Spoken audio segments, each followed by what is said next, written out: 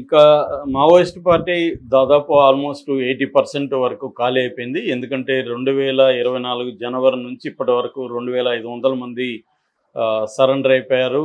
2000 మందికి పైన అరెస్ట్లు అయ్యారు. దాదాపు 500 నుంచి 700 మంది చనిపోయారు.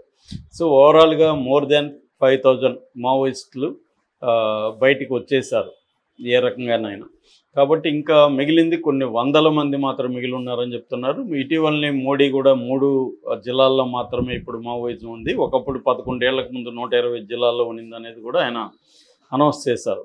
సో ఈ నేపథ్యంలో 31 మార్చి 2026కి అంతా మావోయిస్ట్ పార్టీని సమూలంగా నిర్మూలిస్తామనేది పదే పదే చెప్తున్నారు. కాబట్టి ఇంకా ఉన్నది 5 నెలలే.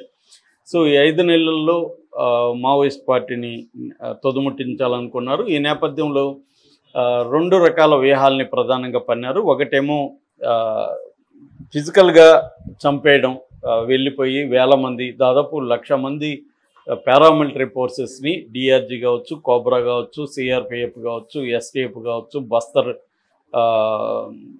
ఫోర్సెస్ ఏదో ఉంది, బస్తర్ ఫైటర్స్ కావచ్చు, తర్వాత గ్రేహౌండ్స్ కావచ్చు, ఇలాగ రకరకాల పేర్లతో ఫోర్సెస్ని అంతా దింపి దాదాపు 400-500 క్యాంపులు అడవుల్లో పెట్టి జంగిల్ మిలిటరీ ట్రైనింగ్ అని, అడవుల్లోని మిలిటరీ ట్రైనింగ్లు పెట్టి ఇలాగా ఫోర్సెస్ని పెట్టడం. రెండోది మోడర్న్ టెక్నాలజీని ఇజ్రాయెల్ నుంచి తెప్పించుకొని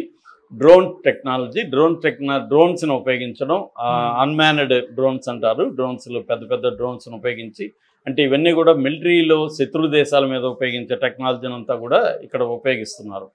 అట్లాగే థర్మల్ ఇమేజింగ్ అంటారు. అంటే థర్మల్ ఇమేజింగ్ మనం కొన్ని హాలీవుడ్ సినిమాల్లో చూస్తుంటాం. నైట్లలో కూడా ఎక్కడ ఆ షేపులు కదులుతున్న అవన్నీ కూడా తెలుస్తాయి. అట్లాగే హీట్ రికగ్నైజింగ్ సెన్సార్స్ ఉంటాయి అన్నమాట. ఎక్కడైనా పొయ్యి ముట్టించినా, ఇంకోటి మంట ముట్టించినా అది రికగ్నైజ్ చేస్తుంది. అదొక మెథడ్ అయితే, ఇంకోటి సర్వైలెన్స్. మావోయిస్టులు కూడా ఫోన్లు, ల్యాప్టాప్లు ఇవన్నీ వాడుతున్నారు. కాబట్టి వాటిని ఇప్పుడు ఏంటంటే ఇంటర్నెట్ లేకపోయినా కూడా ఫోన్లు వాడితే పట్టుకునే టెక్నాలజీ అంతా వచ్చి, ఫోన్లు కానీ సెల్ ఫోన్లు కానీ వాడితే వాళ్ళు ఎక్కడున్నారో ఐడెంటిఫై చేయడం కూడా పెరిగిపోయింది. ఈ రకంగా అంటే బలమైన ఫోర్సెస్ని, కొన్ని వందల మందిని పట్టుకోవడానికి 1,00,000 మందిని రంగంలో దించడం పెద్ద ఎత్తున, అదొక మెథడ్ అయితే. రెండోది టెక్నాలజీని, మోడర్న్ టెక్నాలజీని యూజ్ చేయడం అనేది సెకండ్ మెథడ్. ఇక అటుపక్క చూస్తే దీన్ని ఎదుర్కొనేదానికి మొన్న మనం సరెండర్ అయిన వాళ్ళని చూస్తే అంతా కూడా ఎవరు చదువుకోని పిల్లలే ఎక్కువ, 90% ఉన్నారు. అక్కడ 10th చదివిన ఒక ట్రైబల్ కూడా మనకు కనబడ్డారు. వీళ్ళు స్కూళ్ళు పెట్టి కొంతమందికి ఎడ్యుకేషన్ ఇచ్చారు తప్ప వాళ్ళెవరికి ఈ టెక్నాలజీ నాలెడ్జి ఏమి ఉండే అవకాశం లేదు, సిద్ధాంతం తెలిసే అవకాశం లేదు. అందుకనే గొర్రెల్లాగా ఒక నాయకుడు బయటకు వస్తే ఒక 100 మందో 50 మందో బయటకు రావడం, వాళ్ళెవరు కూడా మీడియాతో క్లియర్గా మాట్లాడట్లేదు. అంటే ఒక మాట్లాడిన హిందీ మీడియాతో కొంతమంది మాట్లాడారు. వాళ్ళ మాటలు వింటే కూడా ఎవరికి కూడా నాలెడ్జ్ ఏమీ లేదు. వాళ్ళ గ్రామంలో సమస్యలు కావచ్చు, దాని చుట్టూ వీళ్ళతో అట్రాక్ట్ అయ్యి వెళ్ళిన వాళ్ళే కనబడుతున్నారు.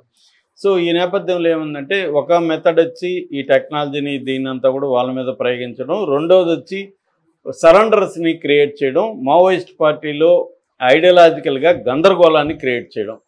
ఇది రెండో వైపు చేశారు. దీనికి మల్లోజుల వేణుగోపాల్ అండ్ ఆసన్న ఇలాంటి వాళ్ళు బయటికి సరెండర్ అయిపోయారు.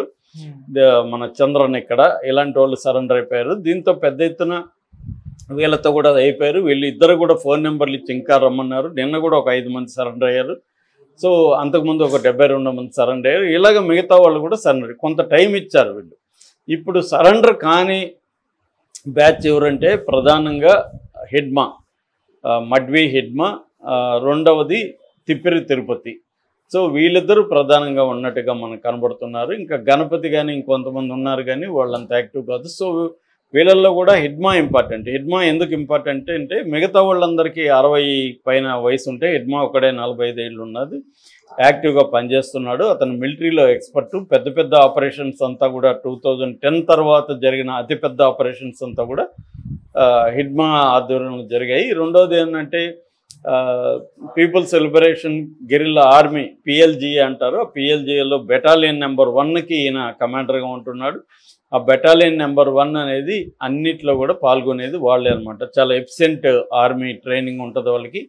సో వాళ్ళందరూ కూడా హిడ్మా కంట్రోల్లోనే ఉంటారు. మూడవది హిడ్మా గుత్తికోయ అంటారు. గుత్తికోయ ట్రైబల్ కమ్యూనిటీ కాబట్టి అక్కడ ఆ ట్రైబ్సే ఎక్కువ, ఆ ట్రైబల్ పీపులే ఎక్కువ ఇప్పుడు మావోయిస్టులు ఉన్నారు కాబట్టి వాళ్ళందరికి కూడా ట్రైబల్ లాయాలిటీ కూడా ఈయన మీద ఉంటుంది. అందుకని ఇప్పుడు హిడ్మా అనుమతి లేకుండా వాళ్ళందరూ సరెండర్ కూడా ఏ పరిస్థితి లేదు. కాబట్టి హిడ్మాని సరెండర్ అవ్వట్లేదు కాబట్టి హిడ్మాని చంపేయాలనేది, హిడ్మాని చనిపోతే మావోయిస్ట్ మూవ్మెంట్ కంప్లీట్గా గ్రౌండ్ లెవెల్లో తుడిచిపెట్టుకుపోతుందన్న ఉద్దేశంతో అక్కడ బస్తర్ ఐజీ సుందర్రాజ్ ఆధ్వర్యంలో జరుగుతుంది.